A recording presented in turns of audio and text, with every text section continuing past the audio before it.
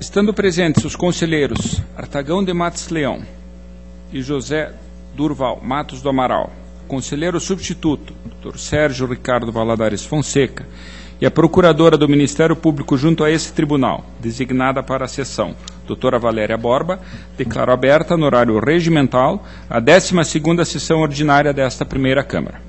Submeto à apreciação do colegiado a ata número 11 da sessão ordinária do dia 7 de abril de 2015. Aprovado. Concedo aos membros do colegiado a oportunidade para as comunicações previstas no inciso 2º do artigo 436 do Regimento Interno e para a inclusão em pauta dos processos de que trata o parágrafo 4º do artigo 429 do mesmo regimento. A palavra ao conselheiro Artagão de Matos Leão. Senhor presidente, eu peço pauta no processo 16.28.26.15, certidão liberatória do município de Rebouças, e 22.89.24.15 da Associação Flávia Cristina de Londrina. Obrigado. Devidamente anotados. Conselheiro substituto Sérgio Fonseca. Obrigado, senhor presidente. Para anunciar que deferi o sobrestamento da análise dos seguintes processos: 746.614.12, 107.309.14, 468.855.13, 368.044.13, 464.370.13, 343.009.13, 353.799.13, 511.463.12, 208.082.12, 528.536.12, 138.895.15, 709.95.13 e 470.166.11. E ainda, senhor presidente, para anunciar a devolução ao ilustre conselheiro Durval dos autos do processo 297.347.09. Feitas as anotações, com a palavra o conselheiro Durval Amaral. Senhor presidente, nos termos do artigo 427 do Regimento Interno, comunico que deferiu o sobrestamento dos seguintes processos: revisão de proventos 70.79.14, sobrestamento na diretoria jurídica, e admissão de pessoal 130.703.15, sobrestamento na diretoria de contas estaduais.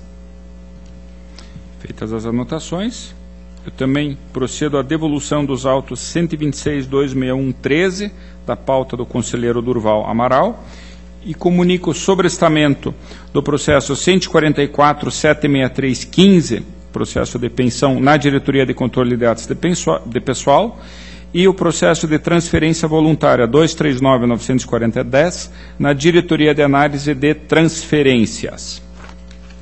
Deixo a palavra livre. Não havendo quem dela queira fazer uso, passa a palavra, Sua Excelência, o conselheiro Artagão de Matos Leão, para o relato de sua pauta.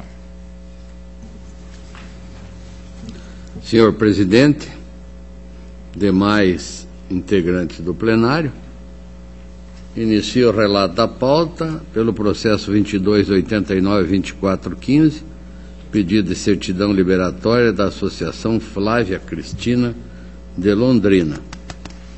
As informações são favoráveis e o nosso voto é pelo deferimento da certidão pelo prazo de 60 dias, com alerta ao requerente. Encontra-se em discussão o processo. Votação aprovado. 16.28.26.15 do município de Rebouças, solicitação do senhor Claudemir dos Santos Hertel, prefeito municipal. Também há informações no processo. Caminhamento de documentação SIM-AM hoje está dentro das normas decididas pelo nosso tribunal. E a nossa proposta é pelo deferimento da certidão, com validade de 60 dias, ficando também o alerta de que a renovação ficará condicionada à nova análise da obediência do calendário, que nós teremos brevemente um calendário novo, né, senhor presidente? Então, já um alerta à municipalidade de que daqui 60 dias deverá se enquadrar nas novas normas do tribunal. Em discussão, votação, aprovado.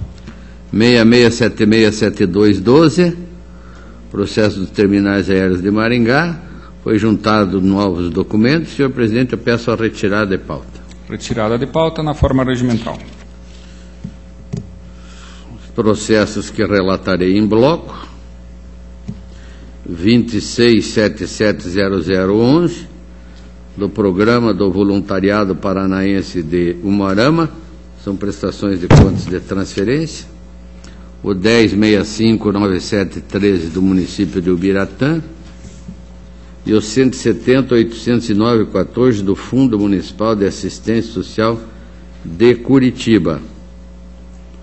Todos acompanham os operativos da Diretoria de Análise de Transferência do Ministério Público e propõem a regularidade das contas com ressalvas e recomendações.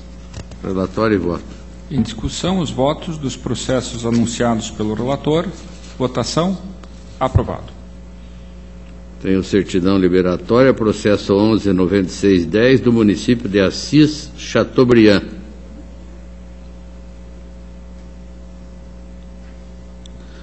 A Diretoria de Contas Municipais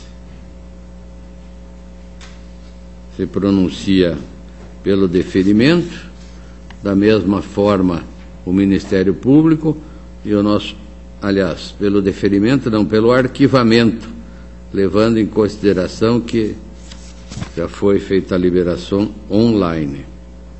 E nós acompanhamos a instrução do processo, propomos o arquivamento do presente pedido, senhor presidente. Em discussão, votação. Aprovado o voto pelo arquivamento.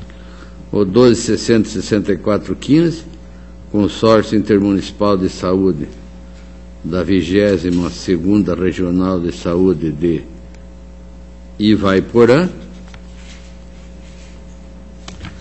da mesma forma que o anterior, a manifestação da DCM, informando que o consórcio foi atendido pela internet e pleiteia o encerramento do processo. Da mesma forma, o Ministério Público, e esse é o voto do relator, senhor presidente, pelo encerramento e arquivamento.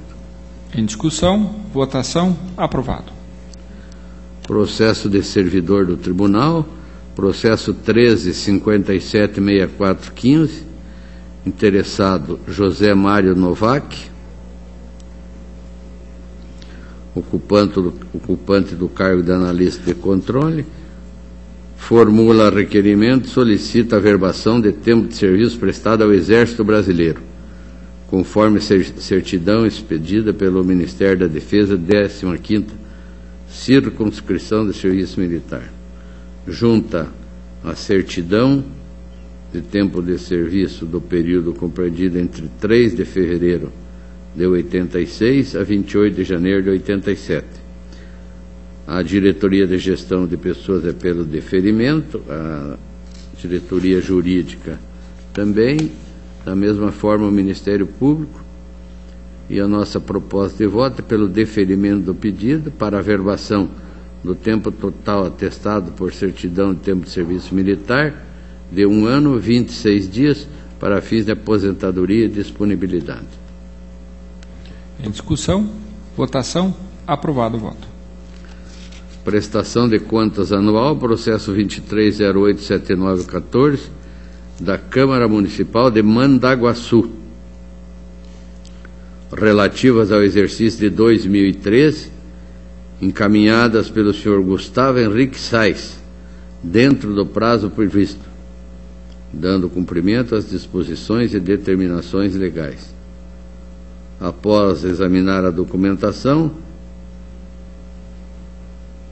a unidade emitiu instrução 2922, concluindo pela regularidade das contas apresentadas. O Ministério Público, no parecer 18.919.14, também opina pela regularidade.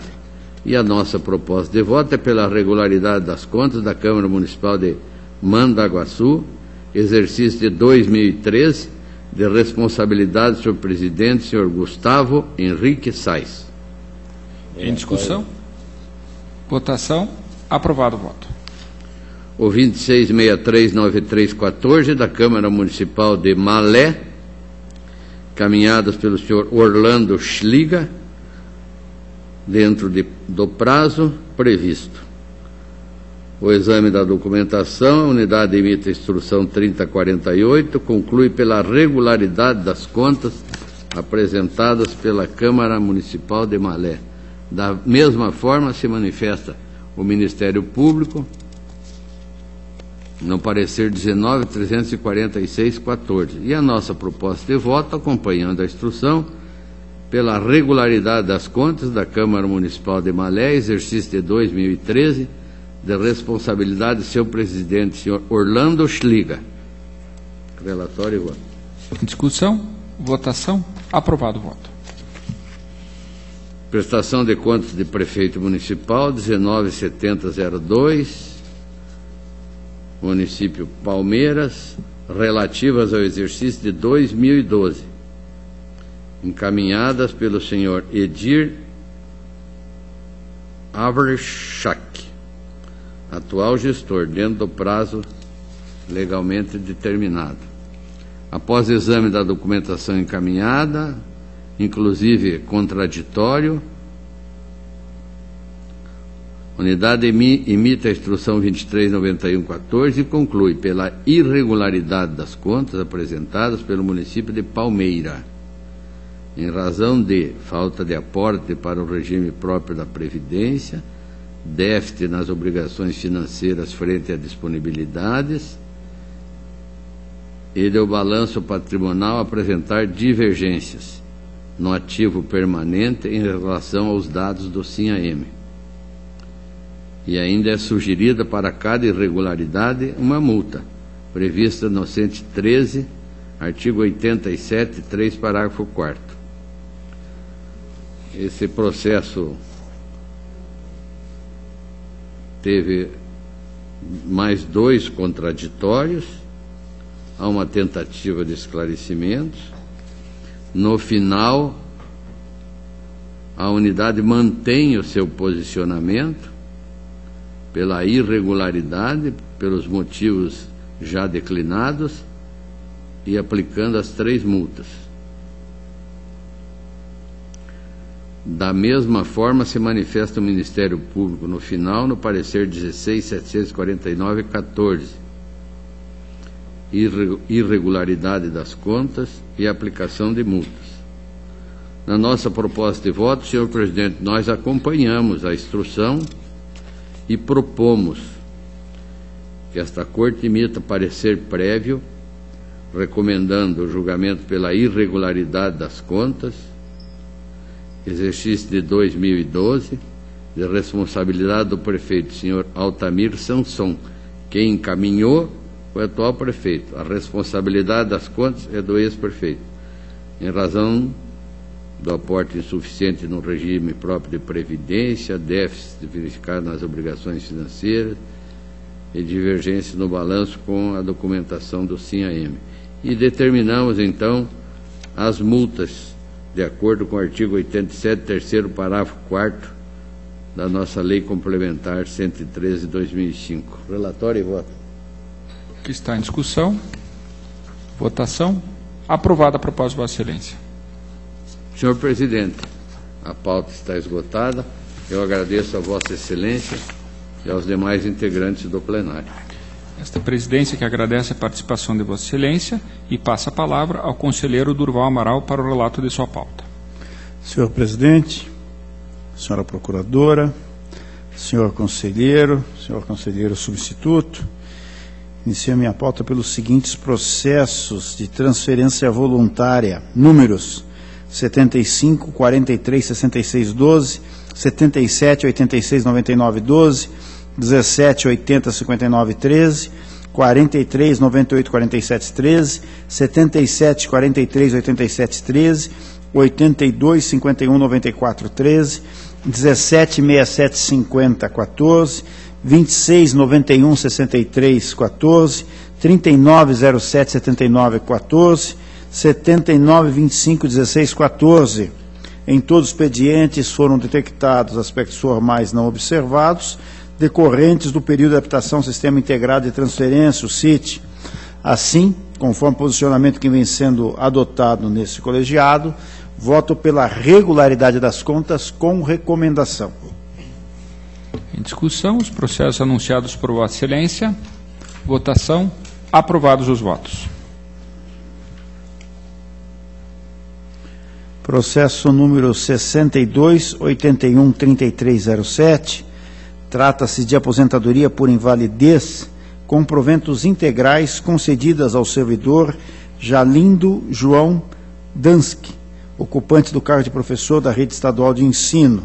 O presente processo foi sobrestado por 2 vezes para comprovação do registro admissional do servidor e para aguardar o julgamento do processo 870-09, de incidente de uniformização de jurisprudência, quanto à interpretação a ser dada ao artigo 48, parágrafo 1º da Lei Estadual 12.398/98, sobre a concessão de aposentadoria por invalidez e a definição dos proventos.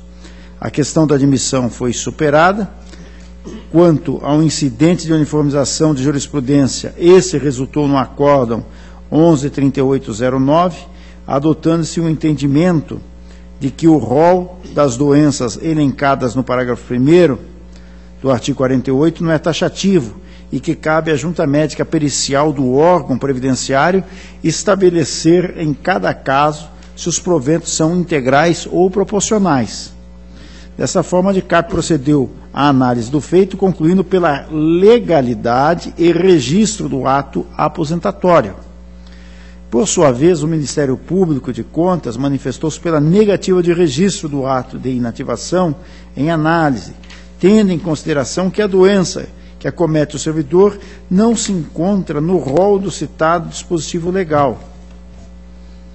O membro do parquê remete a decisão com repercussão geral proferida no Supremo Tribunal Federal no recurso extraordinário 656.860 do Mato Grosso, transitado e julgado no sentido de que, entre aspas, pertence ao domínio normativo ordinário a definição das doenças e moléstias que ensejam aposentadoria por invalidez com proventos integrais, cujo rol, segundo jurisprudência assentada pelo Supremo Tribunal Federal, tem natureza taxativa, fecha aspas. É o conciso relatório. Voto. Compulsando o presente processo, que trata de inativação por invalidez concedida no ano de 2007, verifico que a gravidade da patologia do servidor foi atestada pelo laudo médico pericial de aposentadoria por invalidez, número 52807, de 5 de setembro de 2007, favorável quanto à existência de invalidez em decorrência de doença grave, assinado por junta médica e homologada pelo médico perito supervisor da Coordenadoria de Concessão de Benefícios da Diretoria de Previdência do Paraná Previdência. O laudo médico acostado aos autos é conclusivo quanto à incapacidade laborativa total do servidor para todo e qualquer tipo de trabalho, o que evidencia a gravidade da doença, não obstante a sua não inclusão no rol previsto no artigo 48, parágrafo 1º da Lei número 12.398/98. Nota-se que os autos foram objeto de sobrestamento até a conclusão do incidente de uniformização de jurisprudência que consolidou o entendimento dessa Corte acerca do rol de doenças elencadas no parágrafo 1º do artigo 48 da Lei número 12.398/98. Entendo, pois, que uma vez preenchidos os requisitos para a aposentadoria por invalidez com proventos integrais, conforme o entendimento consolidado na Casa, merece registro o ato de inativação sob comento. A decisão do Supremo Tribunal Federal, trazida aos autos pelo membro do parquê, data de 21 de agosto de 2014, posterior, portanto, à inativação do servidor em tela e à uniformização de jurisprudência que tratou da matéria nesse tribunal.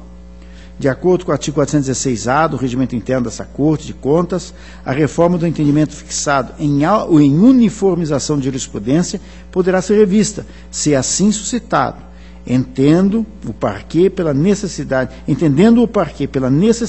de revisão do entendimento, pode provocar a reforma através do seu procurador-geral, devendo a alteração ser devidamente aprovada pelo Tribunal Pleno.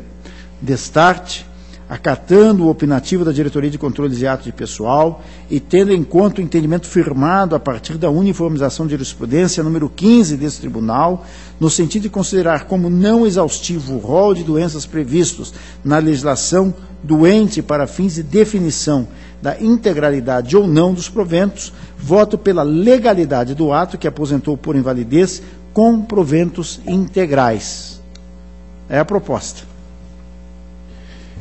Em discussão, a proposta do relator pelo registro, apenas para discutir e não é para divergir de Vossa Excelência, eu entendo que nesse caso específico, em que nós temos uma lei do Paraná Previdência, em que o rol é tido como não taxativo, em que abre brecha, como Vossa Excelência bem colocou, a possibilidade de o laudo vir a caracterizar uma doença como grave e aí sim ter o servidor direito aos proventos integrais, eu entendo que nesse caso, na minha avaliação pessoal, não há conflito com a decisão do Supremo que disse que justamente é a lei que estabelece as hipóteses. No nosso caso, são as hipóteses taxativas e mais aquelas que o laudo apresentar. Então, com todo respeito à posição ministerial, eu entendo que nesse caso, quando o regime é regido pela lei do Paraná Previdência, como Vossa Excelência bem colocou, o ato merece registro, até mesmo independente da época em que ele tenha sido editado, eu não vejo, a princípio, motivo para a revisão do nosso entendimento. Então, apenas é justamente para corroborar e até parabenizar Vossa Excelência pela decisão. A matéria se encontra em discussão. Encerrada a discussão, votação, aprovado. Processo número 52.70.59.10 trata os presentes autos de pensão por morte concedida em favor da senhora Doralice Godoy Arantes, viúva do servidor inativo Davi José Arantes, juiz de direito, vinculado ao Tribunal de Justiça do Estado do Paraná. A Diretoria de Controle de Atos de Pessoal conclui pela legalidade e registro do ato de benefício previdenciário em comento. O Ministério Público de Contas não se opôs ao registro do ato, destacando, contudo, que a beneficiária passou a perceber 100% do valor dos proventos, sem incidência de qualquer desconto sobre o valor que ultrapassava o teto máximo do regime geral de previdência social, conforme a Lei Estadual 18.370 de 2014. Um membro do parquê consigna, pois, que a questão suscitada não impede o registro do ato de pensão, em consonância com precedentes dessa Corte, citando a título de exemplo o Acórdão 3715 da Primeira Câmara. Ao final, destaca que o julgamento do ato em apreço não impede que essa Corte de Contas instaure procedimento próprio para apuração e responsabilização do dano causado ao patrimônio dos fundos de natureza previdenciária administrados pela Paraná Previdência. É o conciso relatório. O voto. Conforme tem decidido esse tribunal, a matéria ventilada, prejuízo causado pela demora do chefe do Poder Executivo Estadual em editar a referida legislação, deve ser apreciada em sede de prestação de contas do governador do Estado. Entendo, pois, que uma vez preenchidos os requisitos para a pensão por morte, objeto do presentes autos, merece registro o ato de benefício previdenciário sob comento, deixando de acolher, nesse momento, a medida proposta pelo Ministério Público de Contas de instauração de procedimento próprio para apuração e responsabilização pelo dano causado nos fundos previdenciários do Paraná Previdência. Destarte, acatando o opinativo da Diretoria de Controle de Atos de Pessoal e parcialmente a manifestação do Ministério Público de Contas, voto pela legalidade do ato que concedeu o benefício de pensão, determinando o respectivo registro nesse tribunal. Em discussão, votação, aprovado o voto. Processo número 18.7128.15, trata-se de certidão liberatória formulada pelo município de Pontal do Paraná. A Diretoria de Contas Municipais constata que o Executivo não atende ao disposto na agenda de obrigações dessa Corte, aprovada na sessão de 5 de fevereiro de 15, existindo pendências no período do mês de março a outubro de 2014. Por sua vez, a Diretoria de Análise e Transferência e a Diretoria de Controle de Atos Pessoal manifestaram-se pelo deferimento do pedido diante da ausência de pendências em seus respectivos âmbitos de atuação. Sequencialmente, o Ministério Público propugnou pelo indeferimento do pedido, considerando as pendências mencionadas pela Diretoria de Contas Municipais. Preliminarmente, tendo em vista o deliberado na sessão ordinária 13 de 2015 do Tribunal Pleno, acerca da adoção de critério de transição a ser utilizado para fins de emissão de certidão liberatória, desde que os dados da entidade estejam completos no SIM-AM até dezembro de 2013, reputo que o presente pedido protocolado antes do referido marco temporal proposto de 9 de abril de 2015 se enquadra dentro da jurisprudência até então dominante sobre o tema, devendo para fins de segurança jurídica prosseguir sua análise pelos padrões até então fixados. Destaque ante o exposto, com fundamento no artigo 289, parágrafo 2º do Regimento Interno, voto pelo deferimento do pedido expedindo-se a certidão liberatória requerida com validade de 60 dias. Em discussão, votação, aprovado o voto. Processo de forma conjunta, vou relatar, senhor presidente, passo ao relato em conjunto, então, dos processos que versam sobre conversão em pecúnia das licenças especiais não usufruídas dos seguintes servidores desta Casa: 76, 72, 95, 14, Elizabeth Aida Loureiro Euclides Cassoli, relativa à conversão em pecúnia dos 41 dias restantes não usufruídos da licença especial correspondente ao seu 4º quinquênio de função pública. 77, 19, 26, 14, William Vistuba Melo da Cunha, licença especial relativa ao seu 1º quinquênio de função pública. Nesse caso, trata-se de servidora, foi exonerado a partir de 18 de agosto de 2014, quando contava com 8 anos e 3 dias de tempo de serviço. 96, 75, 41, 14, Eduardo Supriuai Filho, relativo à conversão em pecúnia de suas licenças especiais não usufruídas, correspondente ao 3º, 4º, 5º e 6º quinquênios de função pública. A Diretoria de Gestão de Pessoas manifestou-se em todos os expedientes, atestando que os servidores não usufruíram as licenças especiais indicadas. A Diretoria Jurídica posicionou-se favoravelmente ao pedido das licenças, ressaltando, em relação ao servidor William Vitsuba, que a situação difere da maioria dos demais processos que tramitam na Casa, que se originam de solicitação de servidores inativos, pois o requerente é ex-servidor, exonerado a pedido e não aposentado. Contudo, pondera que o pagamento em pecúnia de licença especial não usufruída deve se assentar no fato de que o direito à licença especial é direito adquirido, incorporado ao patrimônio do servidor, razão pela qual igualmente opina pelo deferimento do pleito.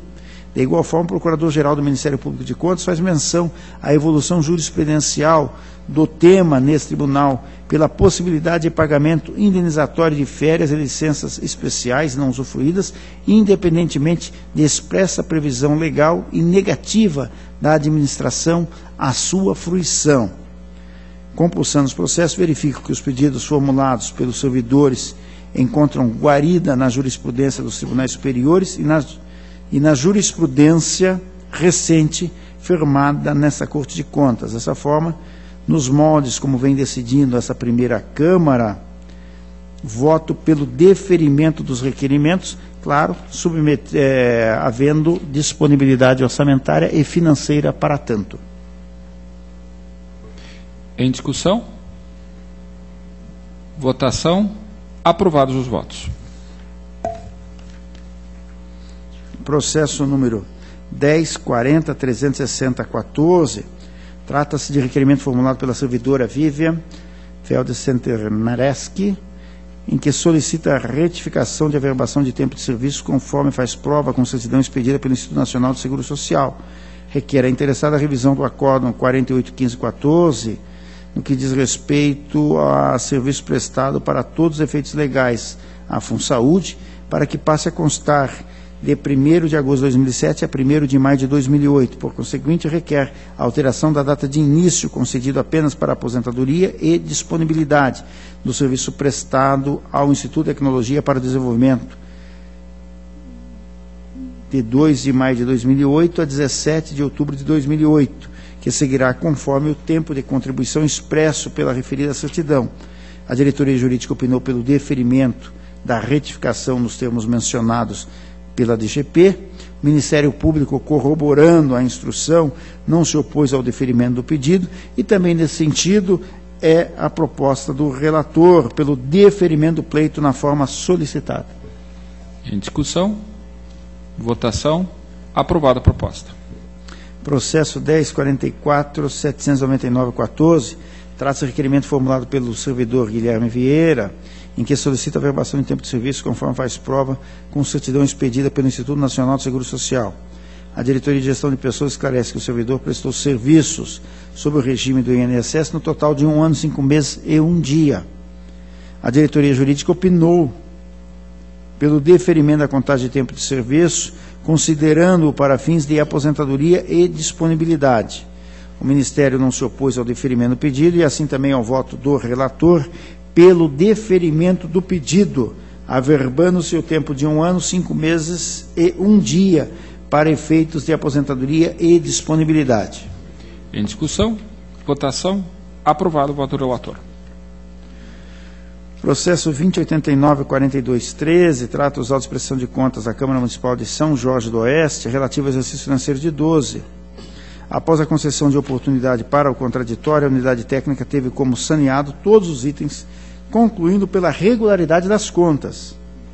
O Ministério Público, por sua vez, com base na documentação acostada, entende que houve terceirização indevida de serviços de assessoria jurídica e contábil, 2, pagamento irregular de servidora como terceiro, pessoa física, 3, impropriedade no exercício da função de controlador interno, e no mérito pugna pela irregularidade e glosa dos valores correspondentes. Efetivada a nova diligência, o presidente da Câmara apresentou suas razões quanto à posição do parquê, rebatendo as teses levantadas. Através de nova petição, a entidade comprova a restituição aos cofres públicos do valor pago a título de anuidade de contador, de maneira devidamente atualizada, tendo a Diretoria de Contas Municipais tido como sanado o referido ponto, bem como reiterado seu opinativo pela regularidade das contas. O Ministério Público ratifica sua posição pela irregularidade das contas. É o relatório. O voto. Em relação aos apontamentos do órgão ministerial, passo a análise de cada aspecto levantado. Primeiro, terceirizações indevidas. Conforme alegado pela defesa, a contratação de assessoria jurídica deu-se em razão da necessidade pontual para a elaboração do regimento interno e lei orgânica municipal, sendo a mesma de alta complexidade. Ademais, a contratação resultou de deliberação de comissão específica composta por vereadores de diferentes partidos, a qual foi instituída para tal finalidade. Por fim, restou configurado que se tratou de uma atividade específica e por tempo determinado, além de ter sido precedida de licitação. Sendo assim, entendo que inexiste mácula hábil a inquinar as presentes contas. No que tange à contratação de empresa Casagrande Consultoria, observa-se que trata-se de serviços de manutenção de software, de contabilidade pública e não exatamente assessoria contábil. Isso consta na peça número 35, as folhas número 5. Destarte, não vejo que a terceirização tenha sido indevida, uma vez que os serviços dizem respeito à operacionalização do SIM-AM, não vulnerando as funções do corpo efetivo da Câmara Municipal. Quanto à contratação da empresa JP Silva Tecnologia e Serviços, supostamente para a consultoria contábil para o fechamento do SIM-AM 2011, embora não demonstrada a especialidade de tais serviços, denota-se do documento acostado, a peça 35, folhas 3, que tal contratação ocorreu nos mesmos de licença médica, exatamente no período de licença médica da servidora, o que pode ser relevado diante da transitoriedade e efetiva necessidade dos serviços. Por fim, no que tange à contratação de Carmen Veloso Bertolassi para a prestação de serviços de assessoria das áreas administração, licitações públicas e contratos, de fato, não restou demonstrada a especialidade ou singularidade dos serviços que pudessem justificar a contratação de assessoria especializada, Contudo, tal impropriedade, ainda que não tenha sido devidamente justificada, deu-se mediante caráter pontual e com baixo impacto financeiro, conforme atesta a peça número 26, folhas 4. Desse modo, entendo que a medida mais razoável e proporcional, nesse caso, não deva ser a irregularidade das contas com base em tal apontamento, mas sim a conversão da impropriedade em ressalva, além da aplicação de multa ao gestor responsável. E o segundo ponto, a ausência de irregularidade relativa ao pagamento de terceiros, pessoa física. No tocante à irregularidade apontada quanto ao pagamento realizado à senhora Eliane Aparecida Pompeu da Silva, a defesa destaca que houve um erro no lançamento no sistema, visto que os mesmos deveriam ter sido lançados de forma diversa. Pontua que a servidora é efetiva da Câmara Municipal e que os pagamentos questionados têm natureza diversa do apontado pelo parecer 18.830/13, constituindo-se em mensalidade do CRC, do Conselho Regional de Contabilidade, da contadora e pagamento de horas extras. No que tange ao pagamento atinente às horas extras, entendo que se afigura como uma falha procedimental de controle da entidade, devendo a mesma ser objeto de recomendação, no sentido de aprimorar sua materialização para fins de maior transparência, não cabendo a glosa a proposta na quantia mencionada devido ao fato dos serviços terem sido efetivamente prestados, conforme a declaração da entidade vertida em sua defesa. Quanto ao pagamento do CRC, os valores correspondentes foram ressarcidos ao erário, devendo a impropriedade ser convertida em ressalva. Observo ainda que nos termos da informação 148.14 da Diretoria de Contas Municipais, mesmo que incluídos os valores referentes à folha pagos à servidora, mais os valores pagos a 3 empresas listadas acima, que foram empenhadas nessas contas, haveria alteração do percentual dispendido com despesas com pessoal. No entanto, ainda assim a despesa ficaria aquém do limite máximo permitido. Terceiro, a ausência de irregularidade na condução do controle interno.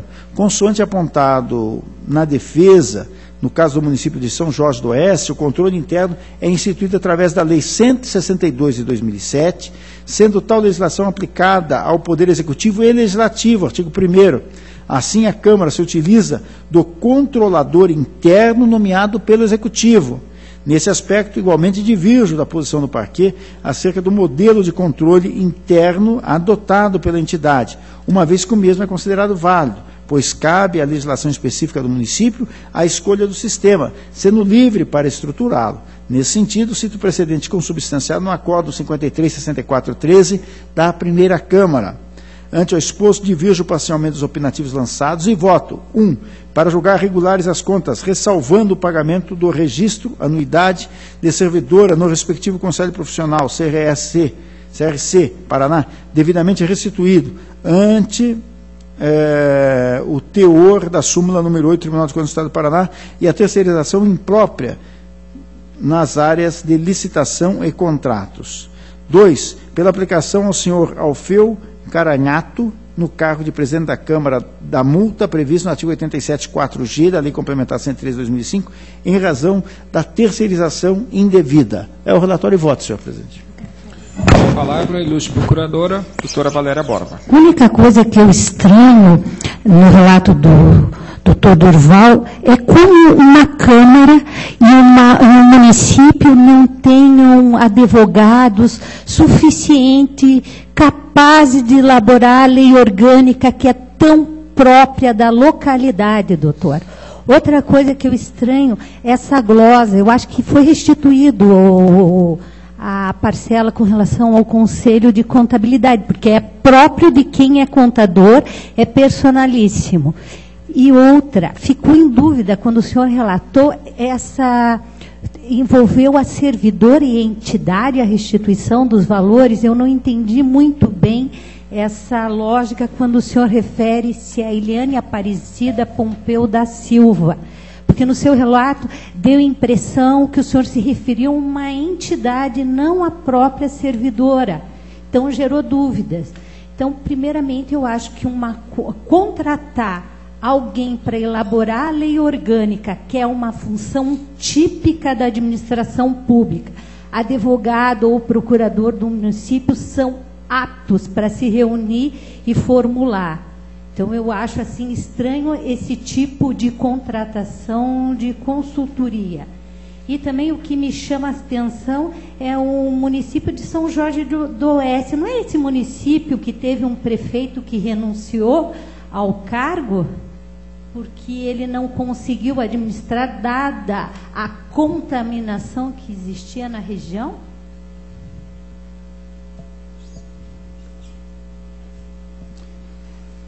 A palavra volta ao relator, Dr. Durval Amaral.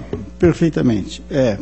Efetivamente, em relação à renúncia, eu não poderia trazer nenhuma informação, porque realmente não conheço, e isso também não consta do processo que estou analisando.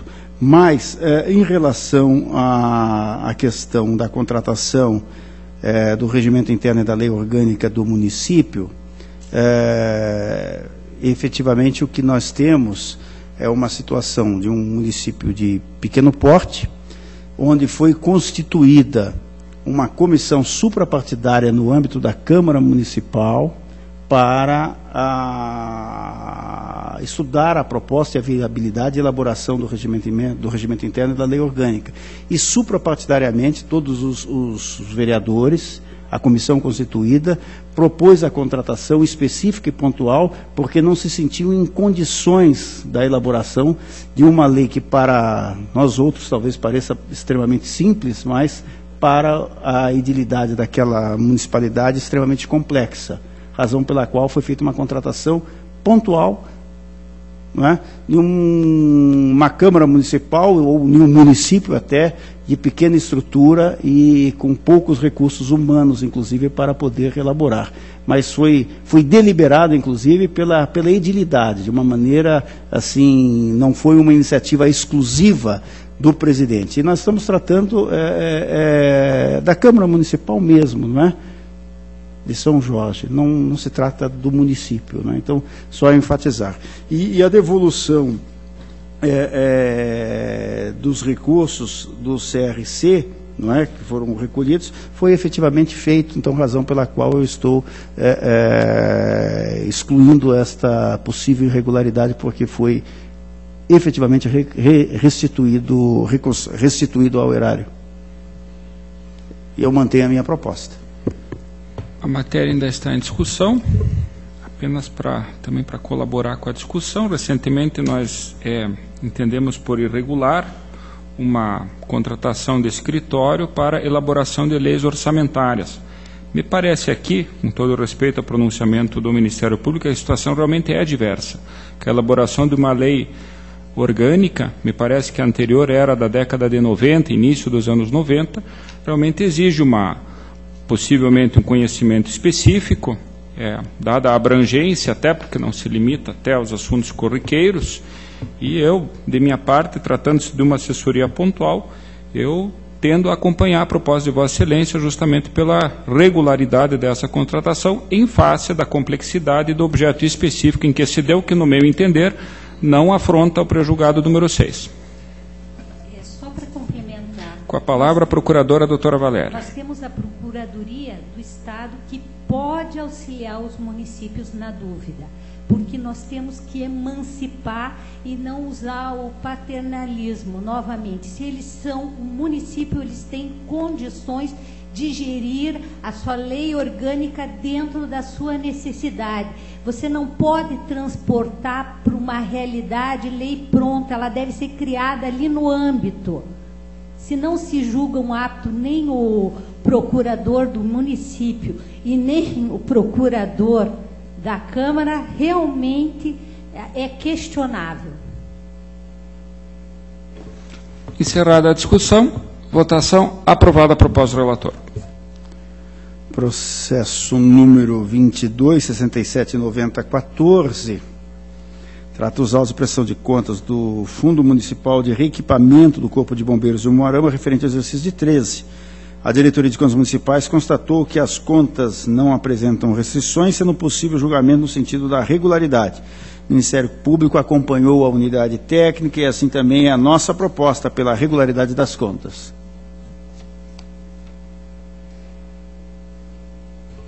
Em discussão, votação, aprovado. Processo 25.47.86.14, trata dos autos de prestação de contas da Câmara Municipal de Ampere, relativas referente ao exercício de 13. A Diretoria de Contas Municipais constatou que as contas não apresentam restrições, sendo possível julgamento no sentido da regularidade. O Ministério Público acompanhou a unidade técnica, sendo esse o entendimento do relator pela regularidade das contas. Discussão, votação, aprovado.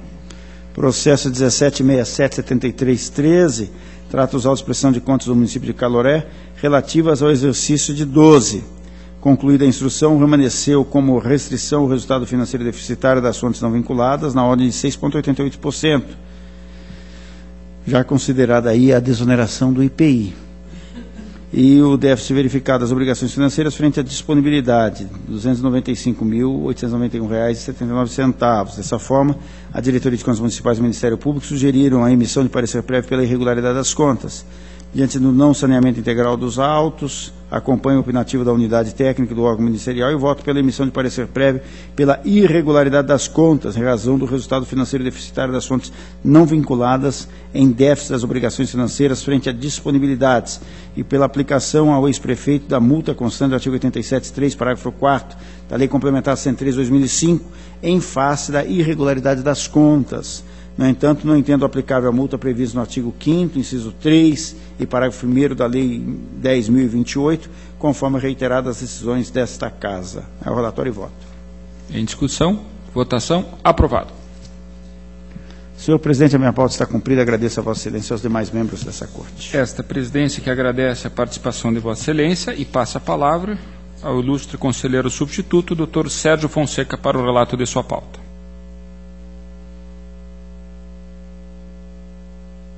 Excelentíssimo senhor presidente, senhores conselheiros, senhora procuradora, senhora secretária, senhores servidores, senhoras e senhores. Inicio, senhor presidente, pelo processo 161.453.10, e esse processo, senhor presidente, eu peço desculpa para já pedir o adiamento, apenas esclareço aqui, nesse processo é apontada uma obra paralisada no valor de R$ 720 mil originários. Os recursos foram repassados em 2007. A prefeita aqui, que é responsável pelo exercício de 2009, alegou, inclusive compareceu ao meu gabinete, que houve um problema originário na licitação e que ela adotou medidas visando a corrigir os problemas. Mas o fato é que até 2012 a obra permanecia paralisada. Ela avançou bastante, fez uma nova licitação, concluiu 80% da obra. Acontece que a última diligência foi em 2012, eu vou apenas verificar se por acaso essa obra já não está concluída, porque facilita o julgamento. Adiado o processo conforme solicitado por Vossa Excelência. Obrigado, senhor presidente. Passa então ao processo 487.230.13, que trata de transferência para a reserva remunerada do senhor Reginaldo Pires de Oliveira, subtenente da Polícia Militar do Estado do Paraná. Diretoria de Controle de Atos Pessoal entende que foram preenchidos os requisitos legais fixados no artigo 157, parágrafo 4º, inciso 3º da Lei Estadual 19.43.54, razão pela qual opina pela legalidade do registro. O Ministério Público opina pela negativa de registro por entender que a contagem de tempo de contribuição fictício seria inconstitucional. Matéria já amplamente discutida, conforme precedentes, seguindo a jurisprudência pela legalidade do registro, pelos fundamentos já conhecidos. Em discussão, votação, aprovado. Processo 574.856.12, revisão de proventos da senhora Joanaci Faria Nadalim, aposentada no cargo de agente de saúde, para retificação dos cálculos dos proventos por força da emenda constitucional 70 de 2012. As manifestações são pela legalidade do registro, contudo, o Ministério Público propõe a aplicação de multa ao gestor em razão de atraso no encaminhamento do processo dos autos. Segundo o artigo 5º da Instituição Normativa 69 de 2012, o ato deve ser encaminhado ao tribunal 30 dias após a sua publicação. Constatei nos autos que a publicação ocorreu em 29/7/2012, peça 7, e sua autuação em 29/2/2012, evidenciando que não houve atraso. Assim, deixo de aplicar a multa e pela legalidade do registro. Em discussão, votação, aprovado. Processo 276.153.10, admissão nos cargos de advogado, cuidador, engenheiro civil, médico pediatra, médico ginecologista e obstetra, professor, instrutor de música, violino, terapeuta ocupacional, artesão profissional, professor de dança, instrutor de música, piano, artesão, auxiliar administrativo, motorista, operador de máquina, tratorista, pedreiro, assistente social, contador, farmacêutico, orientador educacional, pedagogo, psicopedagogo, técnico em radiologia e vigia. Isso aqui é concurso.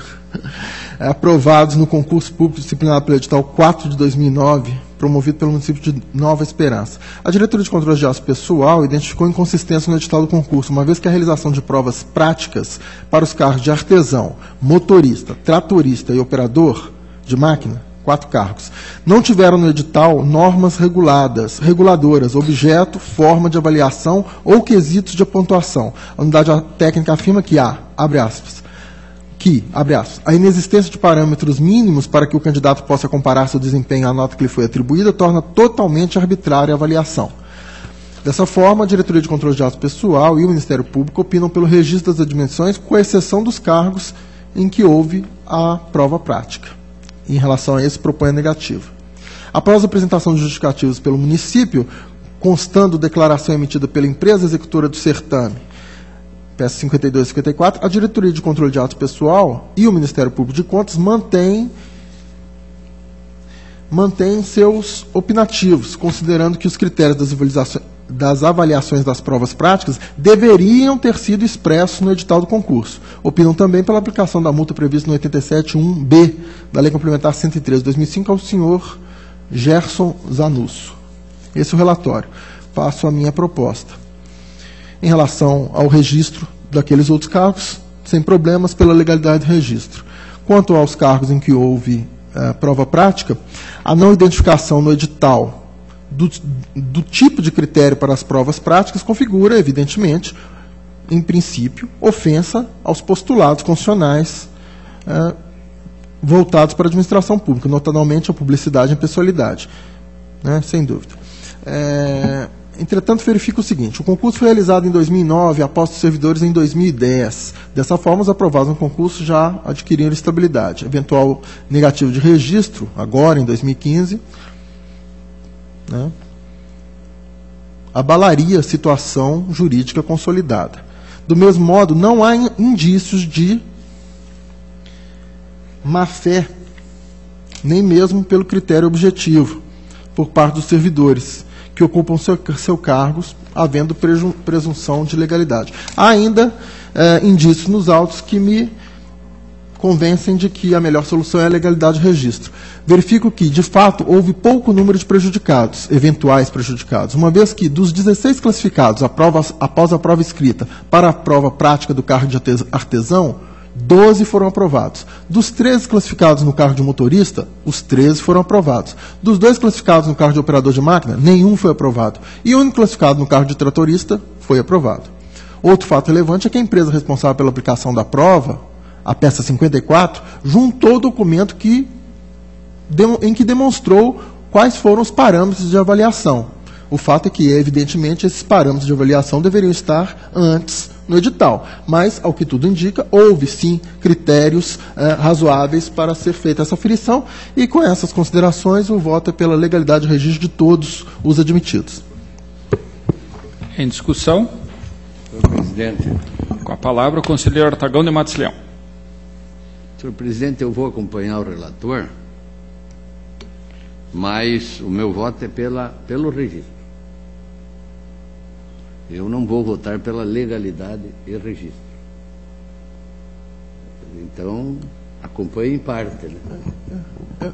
Porque eu sinto que existem coisas aí que eu não posso considerar legal. Então, também não quero prejudicar as partes. Acho que um concurso de operador de máquina tem que ter aula prática mesmo. Como você vai, por prova escrita, contratar um operador de máquina, um motorista de caminhão, e daí a pessoa não sabe operar. Né? Mas legalidade eu não posso também concordar. Para não prejudicar as partes, eu voto pelo registro. Com a palavra o relator, doutor Sérgio. Conselheiro Artagão, se eu puder, eventualmente, quem sabe, fazer Vossa Excelência acompanhar essa proposta pela legalidade de registro, eu vou tentar. Realmente, essa solução de Vossa Excelência, propor apenas registro, eu considero que é uma solução boa em alguns casos extremos. Por exemplo, quando nós detectamos aqui problemas, irregularidades, e às vezes até entendemos que é ilegal e deve se negar registro, mas, eventualmente, o interessado vai ao judiciário, e o judiciário contesta a decisão do tribunal, então a solução que nós adotamos é: determinar o registro. E não fazemos nenhuma avaliação de mérito. Outras vezes, quando está em jogo também uma questão de segurança jurídica e há uma falha com certa gravidade, eu até acho que essa solução também poderia ser usada. Mas aqui não há nenhum indício de ilegalidade. Há talvez uma falha. E há, porque o critério da avaliação da prova prática deveria estar explícito no edital. Mas, ao que tudo indica, havia sim um conjunto de regras voltadas para avaliar aquela prova, aquele desempenho prático. E, como Vossa Excelência disse, evidentemente, era necessária a realização da prova prática, né? Então, não sei se vou conseguir convencer Vossa Excelência, mas é apenas isso que eu queria esclarecer. Consulto o conselheiro Artagão, se mantém a divergência. Senhor presidente, eu acho que o edital é o ponto básico do concurso. Se deixa de constar alguma coisa no edital e depois isso é aplicado durante a prática do concurso, eu não posso dizer que haja uma legalidade extrema.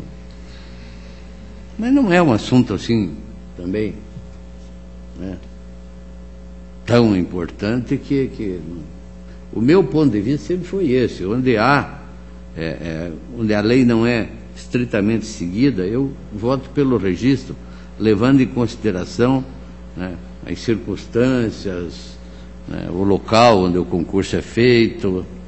Mas, nesse caso, tudo bem.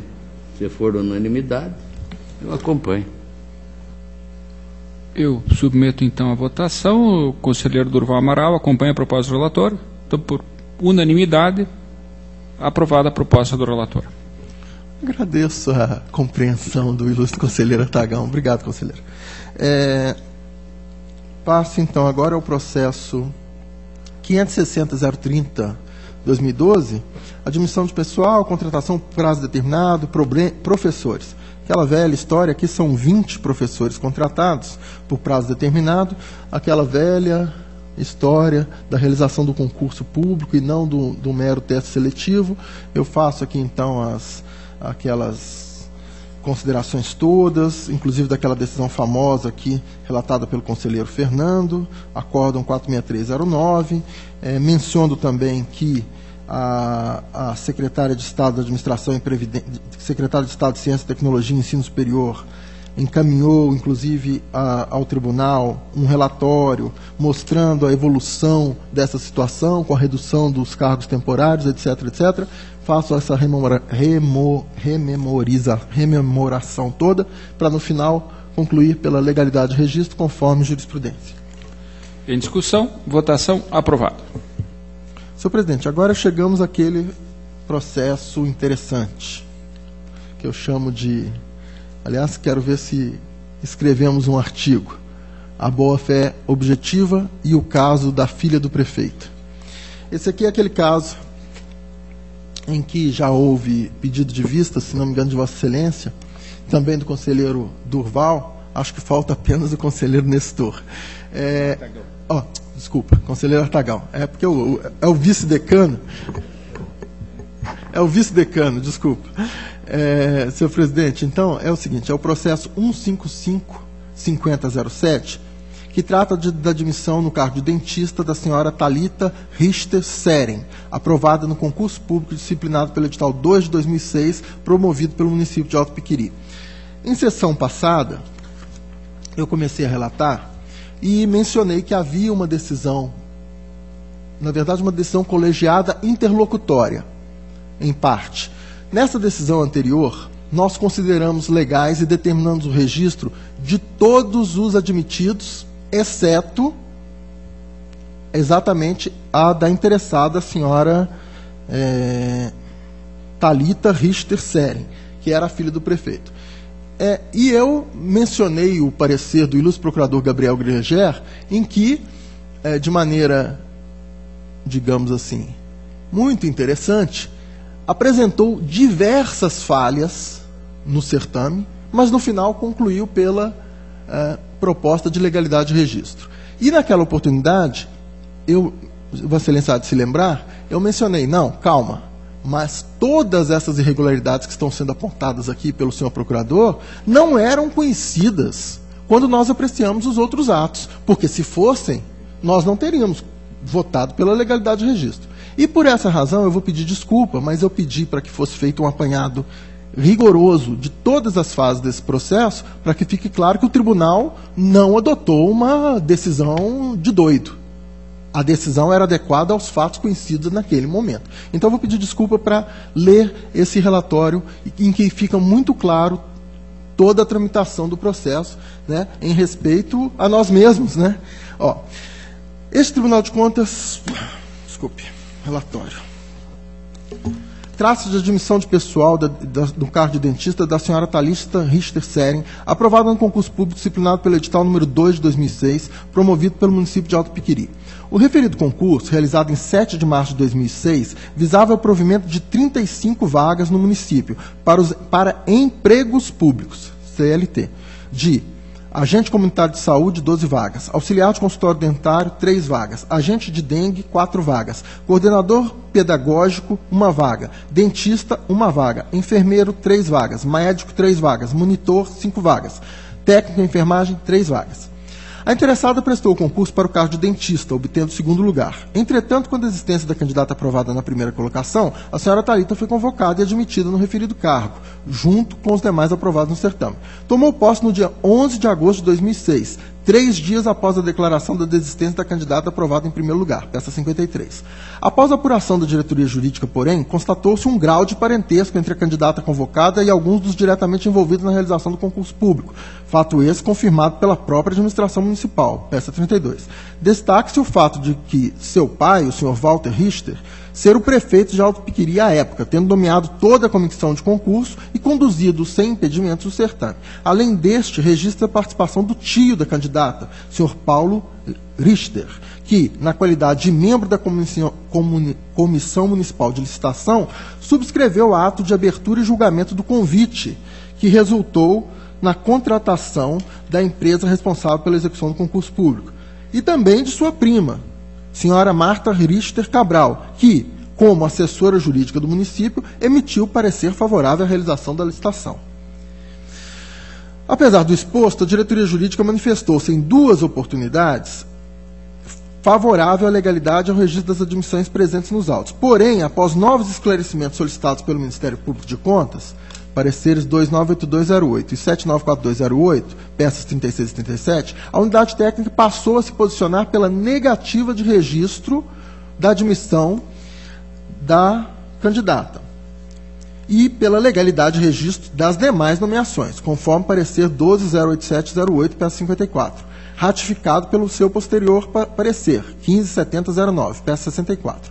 No primeiro, considera a unidade que, abre aspas, o prefeito do município, mesmo tendo conhecimento do interesse da filha em participar do referido concurso, não se afastou da condução do mesmo, né, da condução do concurso, tendo inclusive nomeado os membros da comissão organizadora do concurso, violando assim os princípios da moralidade e da imparcialidade, artigo 37, caput da Constituição Federal, fecha aspas. Cita ainda o precedente julgado por este tribunal por meio do acórdão 49308 da 2ª Câmara. O Ministério Público de Contas, conforme parecer 1292508, peça 56, acompanhou a unidade técnica pela negativa de registro da admissão da candidata e pelo registro...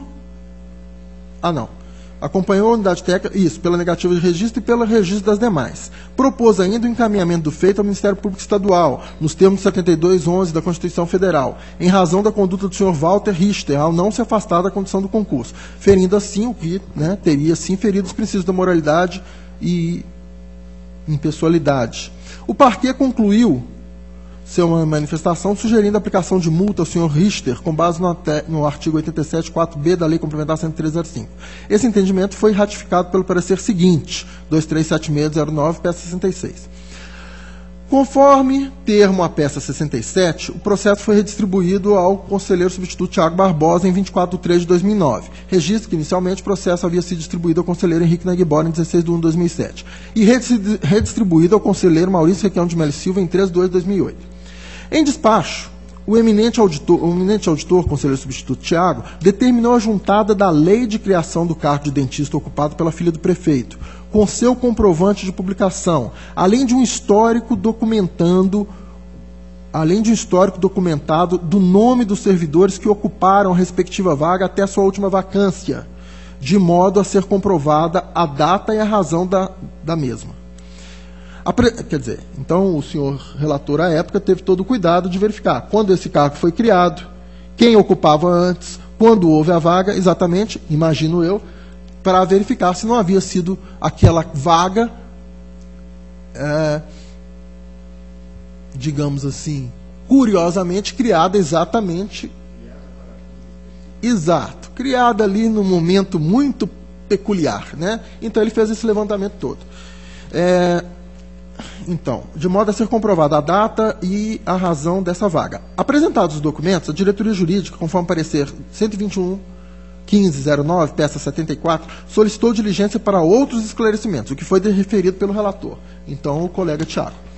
A unidade técnica, tendo recebido a documentação solicitada, reafirmou, mediante parecer 62210, peça 82, seu posicionamento anterior, opinando pela negativa de registro da admissão da candidata, a senhora Thalita Richter Seren, e pelo registro das demais admissões. A conclusão da unidade técnica foi acompanhada pelo Ministério Público de Contas, que, pelo parecer 2270/09, peça 84, ratificou o atendimento anterior, opinando pela negativa de registro da admissão da senhora Thalita e pelo registro dos demais admitidos, devendo serem os autos encaminhados ao Ministério Público Estadual em razão da conduta do então prefeito e também pela aplicação da multa. O então relator do processo, colega ilustre conselheiro substituto Tiago Barbosa Cordeiro, conforme proposta de voto 23710, peça 86, acompanhou as manifestações da diretoria jurídica e do Ministério Público de Contas, opinando pela negativa de registro da admissão da senhora Thalita e pelo registro das demais nomeações. Propôs o eminente auditor. E aí eu transcrevo uns trechos aqui, todavia forçoso admitir que não houve êxito, e eu transcrevo os trechos, no final concluiu por isso, registro de todo mundo, menos a da prefeita, e em relação a da filha do prefeito. Em relação a ela, a senhora Thalita, pela negativa de registro. Foi o voto, então, do relator. Ou seja, para ficar bem claro, naquele momento não havia notícia de que a empresa que organizou o concurso estaria envolvida em denúncias de fraude a concurso. E foi com isso que eu fiquei preocupado quando relatei aqui da última vez. Como é que nós julgamos legal o registro de todo mundo quando tem uma empresa acusada de fraudar concurso? Não, essa notícia não havia nos autos. E é por isso que eu estou fazendo esse relato detalhado. Se Vossa Excelência me permite uma parte, eu estou vendo aqui o acordo, na verdade, o motivo de Vossa Excelência ter sido designado relator foi pela divergência com relação ao contraditório dessa servidora, porque houve a unanimidade com relação ao registro das demais nomeações. Perfeitamente. Eu agradeço. Exatamente, obrigado. E é isso que eu iria falar logo em seguida. Quer dizer, a única coisa... Por que eu virei relator disso? Foi unânime, legalidade de registro de todo mundo, mas eu falei, não, nós vamos negar registro para a senhora Thalita, dentista? Parece que devemos sim, mas antes devemos dar a ela a oportunidade de falar. E foi exatamente o que foi acolhido por maioria. Eu vou ler aqui, não vou ler, vou falar. O que aconteceu naquela oportunidade? Por unanimidade, legalidade de registro de todo mundo, o auditor, conselheiro substituto Jaime Lechinski, votou pela legalidade de registro também da doutora Thalita, salvo engano, e eu e o conselheiro Nestor, salvo engano, votamos, não, vamos fazer a diligência. E foi isso que foi feito. Então eu vou saltar esse... Os membros da sessão, em sua maioria absoluta, acompanharam o voto do auditor Sérgio Carlos Valadares Fonseca. Além deste, né, além de mim, integraram o quórum o conselheiro Nestor e o auditor Jaime, ou seja, o Tiago, o conselheiro Tiago, não estava no quórum. Né? Então ele apresentou a proposta, foi acolhido e só ficou vencido nisso aqui. Muito bem, então, prosseguindo tudo, não vou... Tá, agora entra aqui a parte... Tá.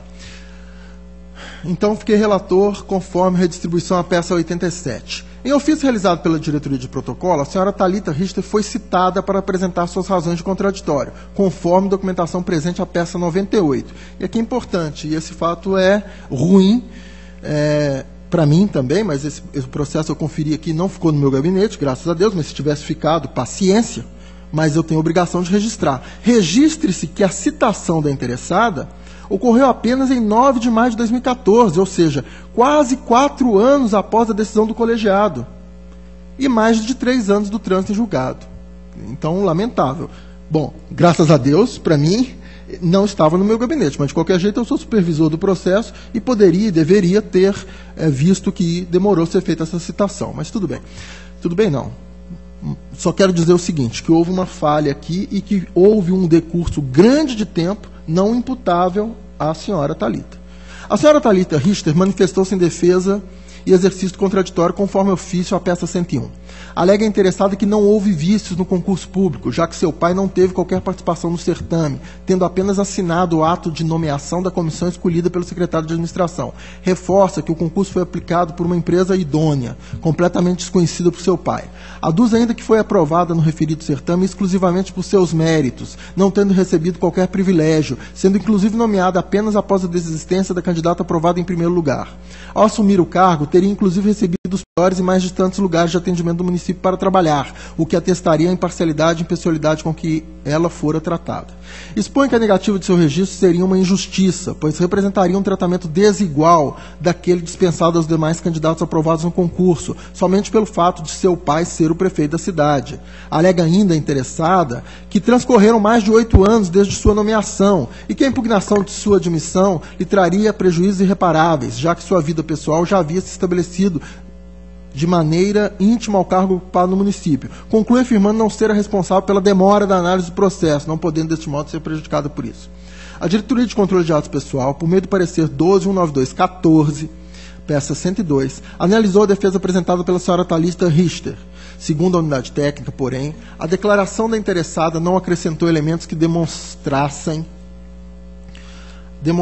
a tese da negativa, de que pudesse ser concedido o registro, mas sim realçou o caráter irregular da sua contratação. A diretoria entendeu que a demora exposta pela candidata deu-se, em muitos aspectos, pelo atendimento intempestivo da municipalidade às diligências realizadas. Verdade, o tribunal se atrasou, eles também, quem deveria responder, também atrasou bastante. Pelo atendimento intempestivo da municipalidade às diligências realizadas. Ressalta também que o argumento do transcurso do tempo utilizado pela candidata não pode servir de escudo para a perpetuação da ilegalidade. Defende também a unidade técnica que a contratação de uma empresa terceirizada para a realização do concurso público não exime a incongruência do certame, já que o procedimento licitatório foi homologado e adjudicado pelo então prefeito, pai da interessada, havendo inclusive um parecer jurídico feito por suposta parente da admitida. Assim, ao entender que houve desobediência aos princípios da moralidade e da impessoalidade, a Diretoria de Controle de Atos Pessoal reiterou seus posicionamentos anteriores e opinou pela negativa de registro da admissão da senhora Thalita Richter. O Ministério Público de Contas, por sua vez, emite uma opinião diversa da manifestada pela unidade técnica. Agora já esse último parecer, salvo engano, do Dr. Gabriel.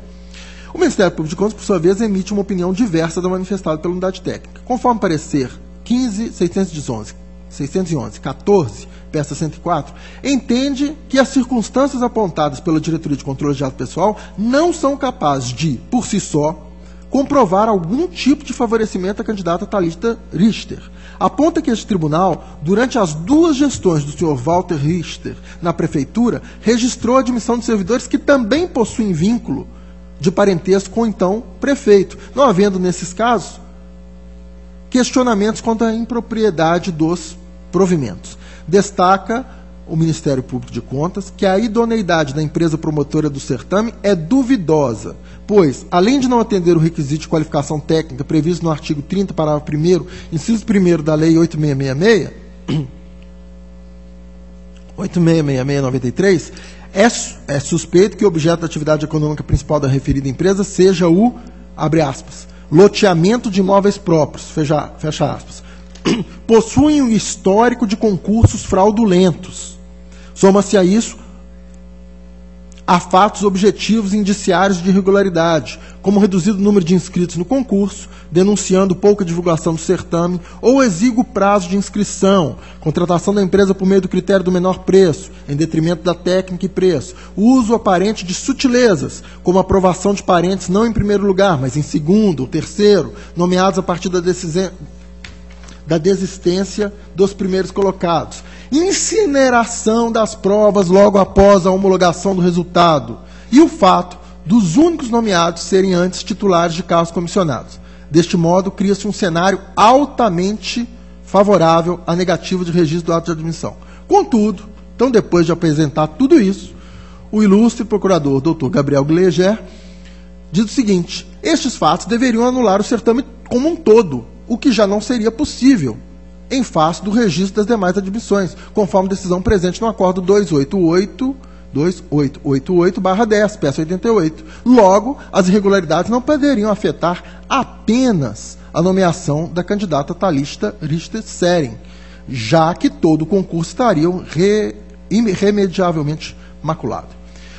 Reforça o Ministério Público de Contas que há precedentes em que, mesmo admitidas as irregularidades do certame, o registro das admissões foi determinado, ante a presunção de boa-fé do servidor admitido e preservação da segurança jurídica. Por fim, o Ministério Público de Contas alega que já decorreram mais de 8 anos desde a admissão da interessada e que, deste modo, a contratação já se reveste de todas as características de contrato por tempo indeterminado, rescindível unilateralmente pela administração apenas nos estritos limites do disposto no artigo 482 da Consolidação da Lei dos Trabalhos, da CLT, da Consolidação das Leis do Trabalho. O caso em questão, portanto, não autorizaria a incidência do referido artigo. Assim, o Ministério Público de Contas contraria a unidade técnica e opina pelo registro do ato de admissão da senhora Thalita, tendo em vista o tempo decorrido e o fato das outras admissões terem sido deferidas. O Ministério Público enfatiza muito o fato de que este contrato não é um vínculo estatutário, é um vínculo seletista. Então, e enfatiza que qualquer declaração de nulidade, muito provavelmente, vai gerar um ônus ainda maior para o município, porque ela estará sendo demitida sem justa causa, e que isso vai gerar um ônus maior. Ele argumenta também que, na verdade, ela se aposentando aqui, não vai haver, em princípio, não vai haver um ônus para o município, mas sim para o INSS, para o qual ela efetivamente tem contribuído esse tempo todo.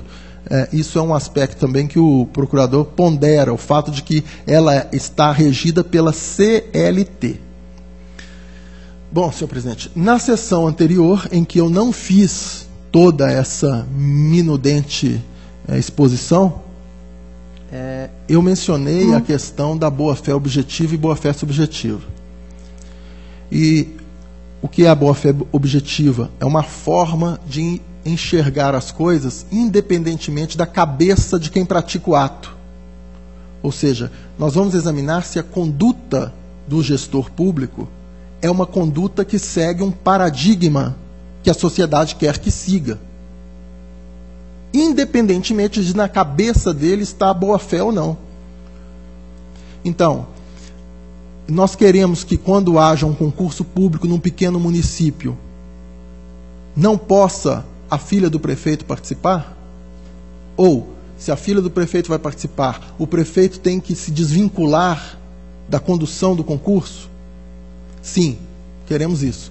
Então, quando houver algum comportamento diferente disso, a metodologia boa-fé objetiva não vai se preocupar com a cabeça, do que está dentro da cabeça do prefeito ou dentro da cabeça da sua filha, se eles estão agindo com pureza de espírito ou não. Nós vamos olhar apenas o quadro objetivo e dizer, tá bem, isso aqui contrariou a moldura objetiva e, portanto, não houve boa-fé objetiva.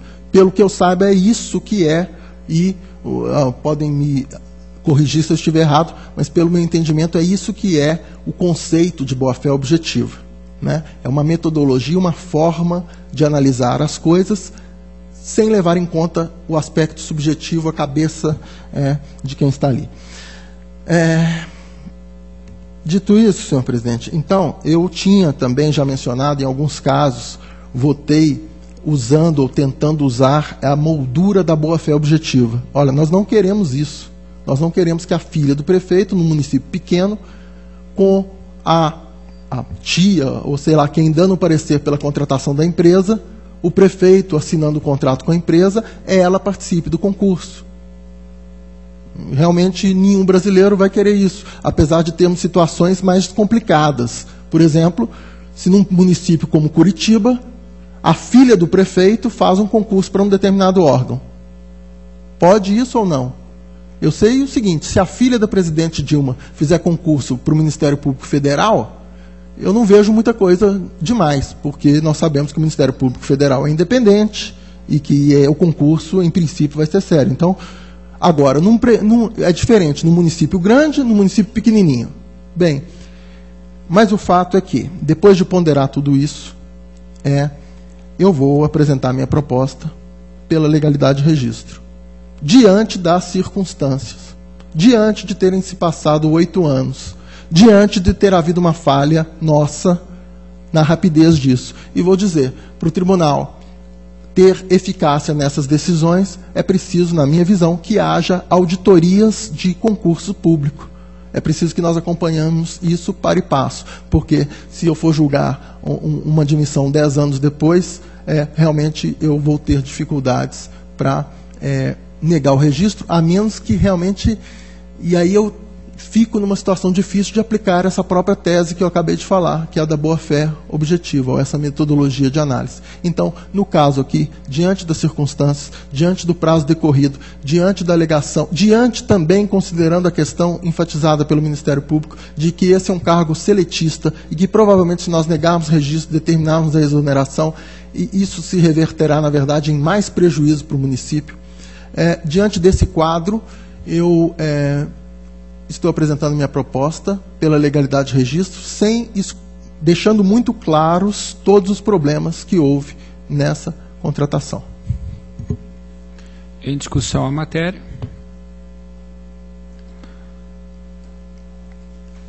Na sessão anterior, eu me recordo que o conselheiro Artagão, o conselheiro Durval haviam se manifestado já, em princípio, contrariamente à tese da legalidade.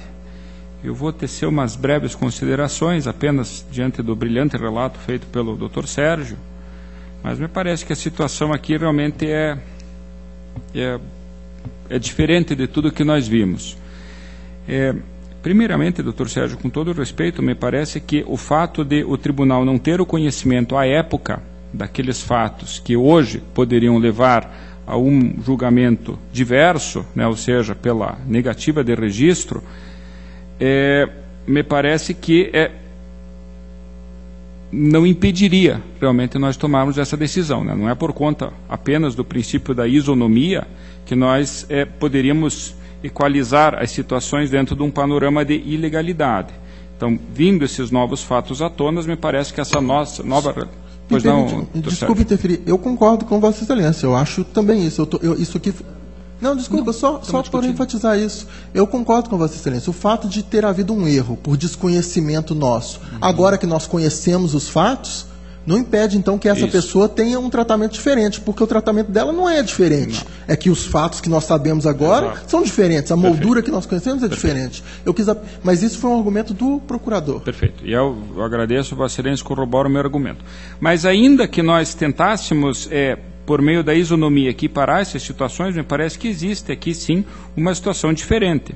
Queiramos ou não, ela era filha do prefeito, a vaga foi criada, como Vossa Excelência colocou, supostamente em benefício dela.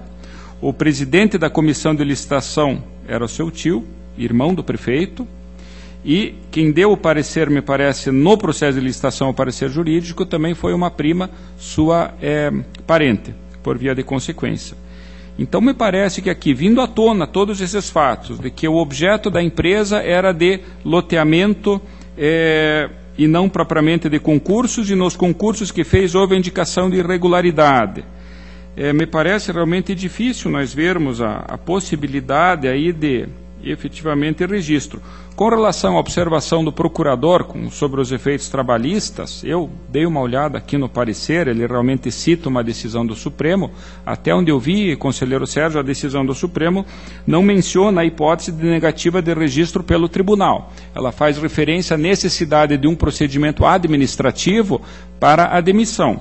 E o que nós estaríamos questionando aqui realmente seria a validade dessa admissão.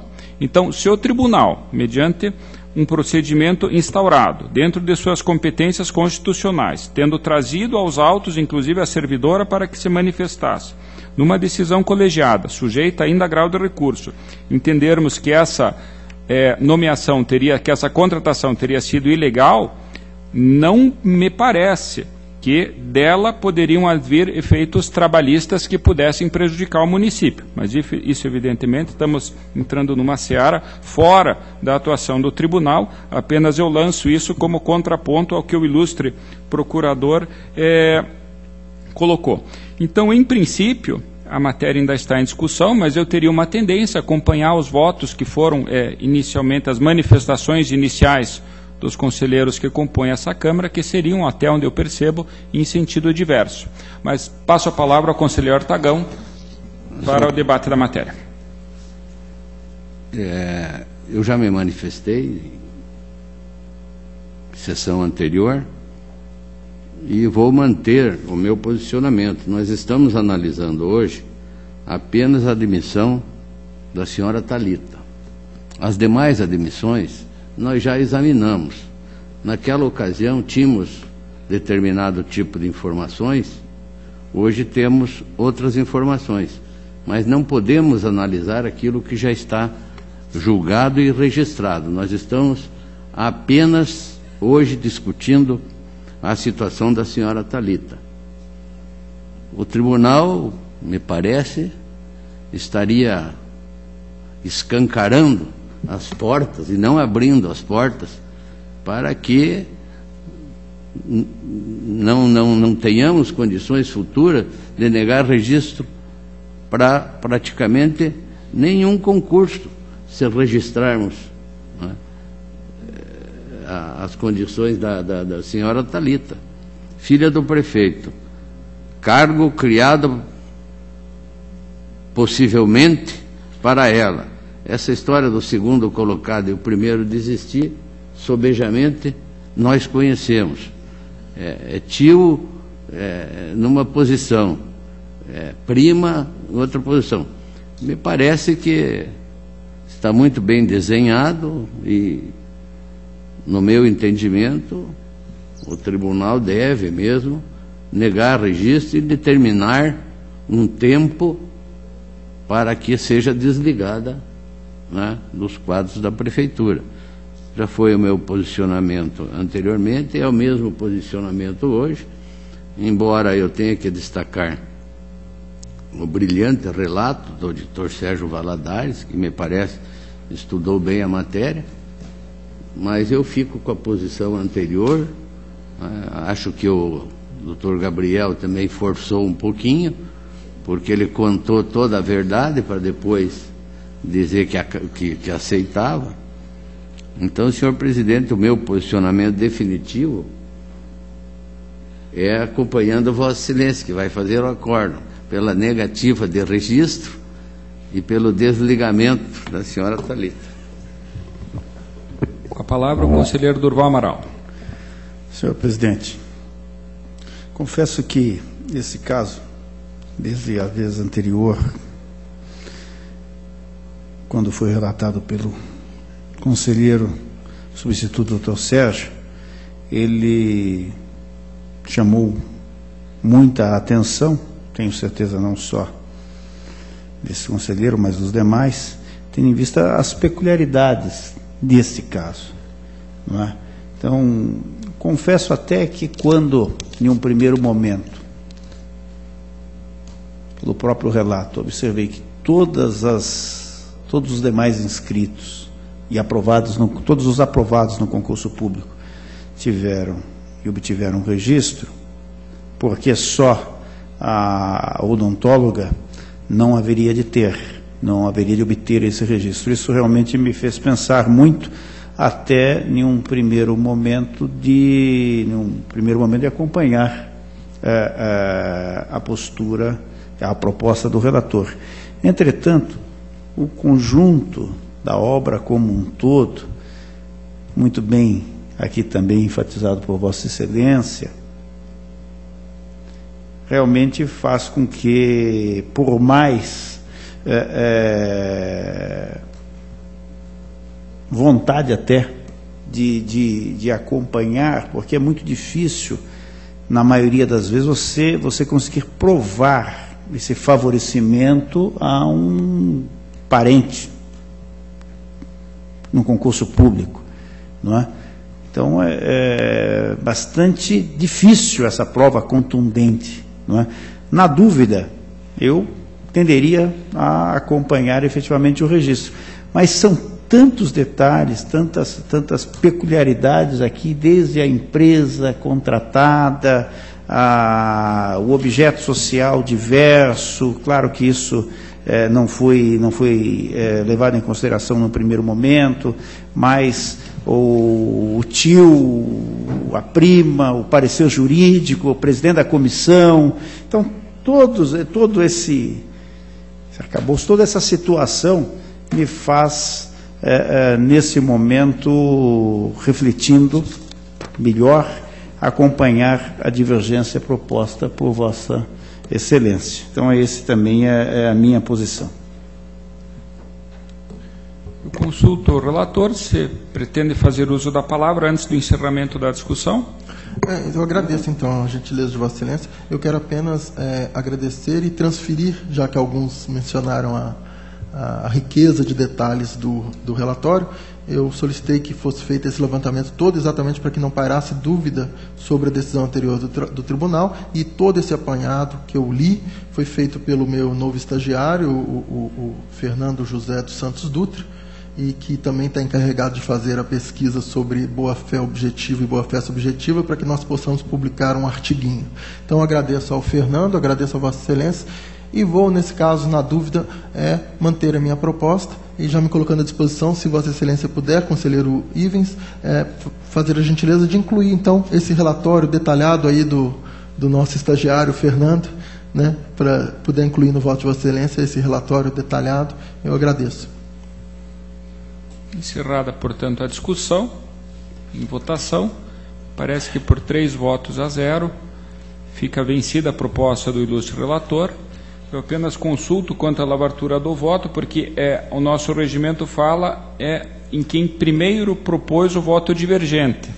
Na verdade, na sessão anterior, em que nós discutimos, houve a manifestação do Dr. Durval, do conselheiro Artagão, também a respeito dessa matéria. Então, eu me pergunto se, em obediência ao regimento interno, se a designação não deveria recair, talvez, sobre algum dos ilustres conselheiros que originariamente propuseram essa divergência. Vossa Excelência decide. O decano da Câmara. Né? Eu acho que hoje quem se manifestou primeiro foi Vossa Excelência, né? A formalização do voto foi hoje. Mas acato também qualquer determinação de Vossa Excelência.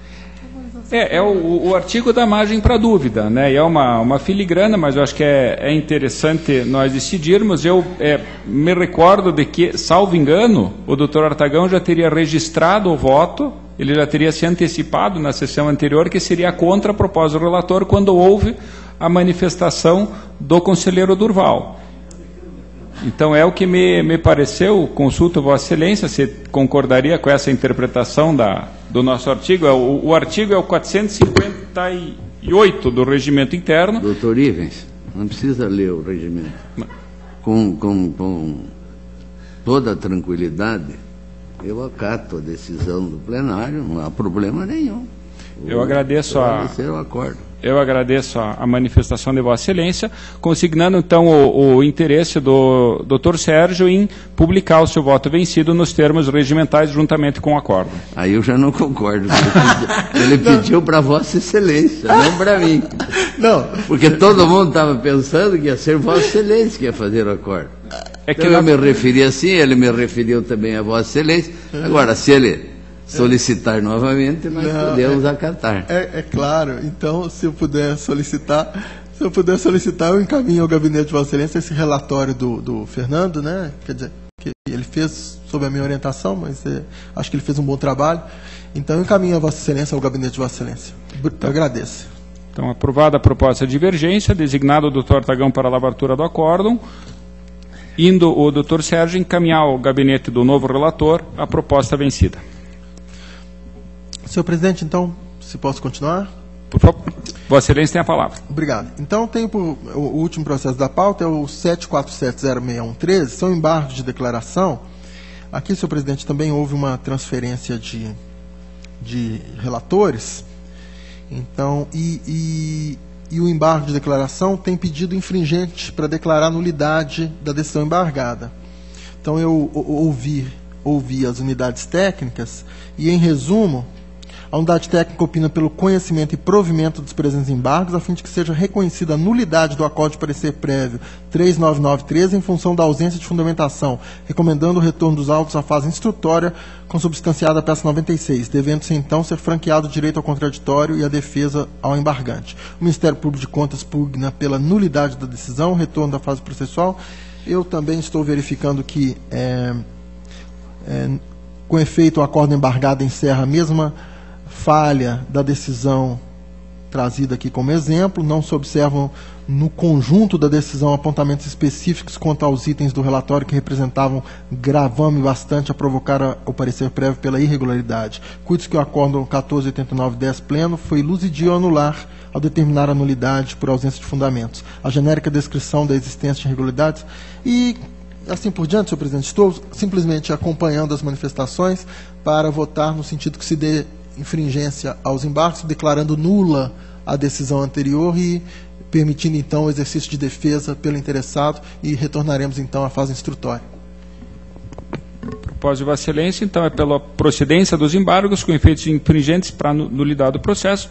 Eu pressuponho que Vossa Excelência continuará responsável pela instrução do processo originário das contas. Haja vista que estamos em um julgamento de primeiro grau. Eu herdei esse processo e temo que seja verdade a afirmação de Vossa Excelência. Em discussão, votação, aprovada a proposta. Senhor presidente, era o que tinha a relatar, agradeço a atenção de todos. Eu que agradeço Vossa Excelência pelo relato de sua pauta e passo a seguir já a relato da minha própria pauta, iniciando com prestação de contas municipal, processo 23866910, são as contas da Companhia Campolarguense de Energia, COCEL, exercício de 2009, de responsabilidade do senhor Udo Schmidt Neto. A Diretoria de Contas Municipais, após análise dos contraditórios, entendeu por irregulares as contas relativamente ao item créditos a receber vencidos e não recebidos, em decorrência da não comprovação das medidas tomadas para receber valores vencidos desde 1998, conforme apontados na instrução anterior. O Ministério Público corroborou com a instrução. Eu, respeitosamente, senhores conselheiros, eu vou divergir da instrução e do parecer. Eu entendo que essa falha, na verdade, é referente à inércia da entidade, ela foi, de certa forma, justificada nos autos, uma vez que, segundo a defesa, os valores de cobrança seriam inferiores aos custos da cobrança. Estamos falando de um passivo de aproximadamente R$33 mil, dispersos em diversas dívidas, que, pelo que o gestor mencionou, efetivamente, a cobrança judicial seria até mais custosa. Ele alega, o gestor, ainda estar desenvolvendo procedimentos visando a intensificação desse processo de cobrança, inclusive por meio de desenvolvimento de softwares.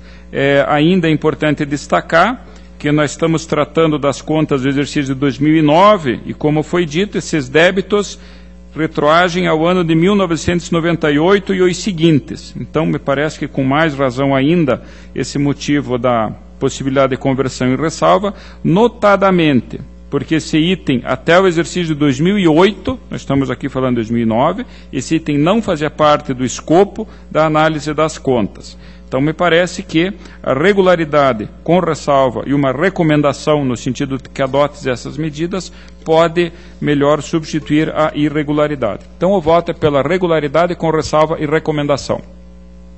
Em discussão, votação, aprovado. Tenho a seguir também, a exemplo dos colegas, processos a serem relatados em bloco: prestação de contas e transferências voluntárias, 61, 17, 47, 13, 62, 32, 49, 13 e 16, 592, 14, todos eles pela regularidade com recomendação, acompanhando as instruções. Em discussão, votação, aprovado. A seguir, transferência voluntária do município de Indianópolis, 25.661.14. Na verdade, senhores conselheiros, é apenas a retificação de um acórdão que, por falha, acabou omitindo-se quanto à parte dispositiva. Então, no meu voto aqui, apenas eu retifico a falha, indicando a correta parte dispositiva para que conste do novo acórdão. Em discussão, votação, aprovado. A seguir, tenho mais alguns processos de transferência voluntária: 38452314, 115642214 e 15332015, todos eles da Fundação Araucária, e que a proposta também acompanha a instrução e parecer uniformes pela regularidade com recomendação. Apenas no processo 384523, é bom que se consigne, eu afasto a recomendação de multa do Ministério Público pelo atraso nas informações. Em discussão, votação, aprovado. A seguir tem o processo de inativação 38402313, originário do Instituto de Previdência, Pensões e Aposentadorias dos Servidores de Arapongas, que trata da aposentadoria concedida à senhora Maria de Lourdes Calizotti Vieira, zeladora desse município. Aposentadoria requerida com base no artigo 6º da Emenda Constitucional 41. Na verdade, a situação, senhores conselheiros, nesse processo é peculiar. Houve, por parte da servidora, a incorporação de diversas vantagens oriundas do exercício de cargos comissionados, a ponto que a sua aposentadoria chegou ao valor de R$ 9.328. Houve diversos questionamentos com relação a esse valor, e as explicações dadas foram as seguintes, de que, na verdade, o que houve foi que, nesse município, existe uma lei que 8 anos, ininterruptos ou não, do exercício de cargos comissionados permitem a incorporação de vantagens. Então, muito embora essa servidora esteja se aposentando no cargo originário de zeladora, ela obteve na sua remuneração, não nos proventos de aposentadoria, ainda em atividade, ela obteve a incorporação de gratificações referentes a chefe de seção de serviços auxiliares, chefe de divisão de serviços gerais e, por último, de controladora. E é importante que se diga que, no decorrer da sua atividade funcional, que se iniciou lá no município em 1º de março de 1978, a servidora, ela concluiu inicialmente um cargo superior, de nível superior, em licenciatura de Ciências Sociais e, posteriormente, na contabilidade. Obteve habilitação profissional plena de contabilidade. Então, esses, na verdade, foram os fatores que contribuíram para esse aumento dos seus rendimentos. Por esse motivo, a Diretoria de Controle de Atos de Pessoal e o Ministério Público apelam pela legalidade e registro do ato. O Ministério Público faz, entretanto, uma recomendação de que o município atente para a necessária compatibilização entre o cargo de controlador e a qualificação técnica do seu servidor que o ocupar. Eu, no meu voto, eu corroboro as manifestações que são pela legalidade, já vista que aqui não se trata de incorporação de verba aos proventos da aposentadoria, esses sim que exigiriam a proporcionalidade ao tempo total de contribuição necessária, mas sim da incorporação de verbas transitórias à própria remuneração. Não há, então, no meu entender, ofensa a nenhum princípio em matéria previdenciária, notadamente ao que foi recentemente estabelecido no Acórdão 315514 em sede de pré-julgado. O que me parece importante aqui ressaltar, senhores conselheiros, é que efetivamente o município está a proceder à incorporação de gratificações transitórias, quando na verdade só deveria fazê-lo quando fossem gratificações permanentes ou aquelas em decorrência do tempo de serviço, como é o caso dos adicionais por tempo de serviço. Eu cito no meu voto diversos extratos doutrinários que seguem nesse sentido, entendendo que as vantagens condicionais ou modais, mesmo que auferidas por longo tempo em razão do preenchimento dos requisitos exigidos para sua percepção, não se incorporam ao vencimento, a não ser quando essa integração for determinada por lei, que é o caso. Então, a minha recomendação ao município de Arapongas é que reveja a legislação que permite essa incorporação e que proceda à incorporação à remuneração apenas das vantagens permanentes e não das transitórias, que realmente me parece que cria algumas distorções com relação ao próprio plano de cargos e salários do município. Então, resumindo, o voto é pelo registro, acompanhando as manifestações uniformes da diretoria de controle de dados pessoal e do Ministério Público, com a recomendação à atual administração no sentido que proceda à alteração legislativa, excluindo a possibilidade de incorporação de gratificações transitórias à remuneração. E ainda que determine ao município de Arapongas que adote medidas para que a função de controle interno seja preferencialmente exercida por servidor cujas atribuições do cargo efetivo guardem correspondência com as atividades desempenhadas pelo controle interno. É o voto. Está em discussão. Votação. Aprovado. Tenho a seguir um processo de pensão 54666510, bem como 8212.211. Ambos são casos de pensões concedidas a portadores de ancianias e que o entendimento dessa Corte é pelo não conhecimento. Em discussão. Votação. Aprovado. A seguir, eu tenho o processo 57802213, é uma pensão, que aqui os pareceres são uniformes pela legalidade e registro. Há apenas a questão referente ao atraso no encaminhamento da documentação. Eu registro a existência do termo de ajustamento de gestão, celebrado em 28 de novembro de 2013, que possibilita a não aplicação da multa da nossa lei orgânica. Então, acompanhando os pareceres, deixando de aplicar a multa, o voto é pela legalidade e registro. Discussão, votação, aprovado. Processo seguinte, processo servidor do Tribunal, 106.770014, é também um processo de licenças especiais, conversão em pecúnia de licenças especiais não gozadas, referentes ao 1º, 2º, 3º quinquênio do senhor José Roberto Alves Pereira. Entretanto, senhores conselheiros, há aqui uma peculiaridade nesse processo, que a aposentadoria do servidor se deu no dia 11 de junho de 2003, portanto, há 12 anos atrás. As instruções são todas uniformes, no sentido de que operou a prescrição do direito, contando os seus 5 anos a partir da data da aposentadoria. Eu embaso, corroborando esse entendimento, eu embaso a expressa ressalva que contou tanto da consulta que anteriormente era pelo deferimento, como da última consulta do Dr. Fernando, que era pelo indeferimento, mas principalmente pela aplicabilidade do artigo 1º do Decreto 20.910 de 1932, que fixa justamente esse prazo prescricional de 5 anos em favor da Fazenda Pública, seja a União, Estado, Distrito Federal ou municípios, corroborado também pelo nosso próprio Estatuto, artigo 265, inciso 1º. Eu cito diversos entendimentos jurisprudenciais, inclusive desse mesmo tribunal, desse nosso tribunal, que já consignou esse prazo prescricional de 5 anos. Então, convergindo com as manifestações, nesse caso, o voto é pelo indeferimento do pedido, em virtude da prescrição do pedido. Em discussão, votação, aprovado.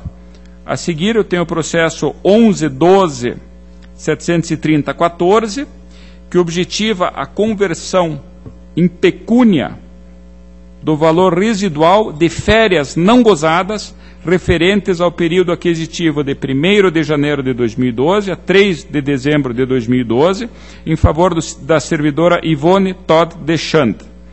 Diretoria de Gestão de Pessoas informa que efetivamente as férias mencionadas não teriam sido usufruídas. A diretoria jurídica manifestou-se pelo deferimento do pedido, considerando que a requerente aposentou-se por invalidez, o que inviabilizou a fruição das férias.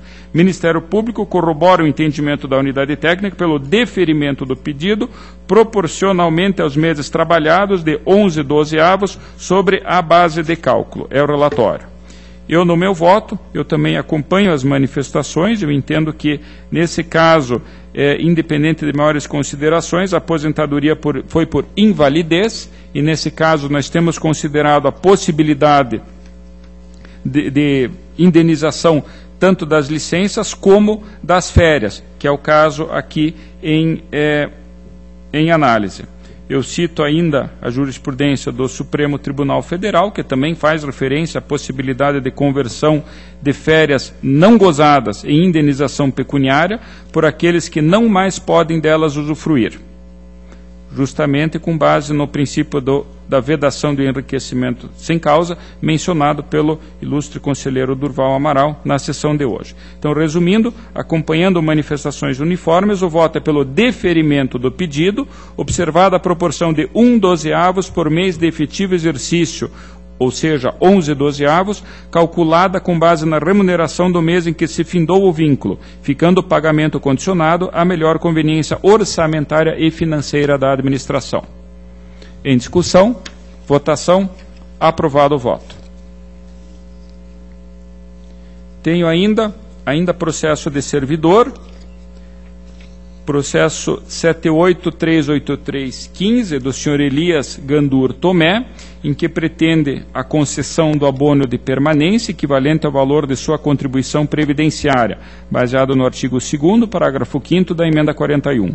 Diretoria de Gestão de Pessoas manifestou-se pelo deferimento do pedido a partir de 2 de fevereiro de 2015. Na mesma oportunidade, acostou ficha funcional do requerente que atesta o preenchimento do requisito do tempo de contribuição para a aposentadoria. Diretoria Jurídica manifestou-se também pelo deferimento, uma vez que o servidor possui mais de 30 anos de contribuição e no dia 2 de fevereiro de 2015 completou 53 anos de idade, cumprindo, portanto, todos os requisitos legais exigidos para a inativação voluntária previstos na emenda 41.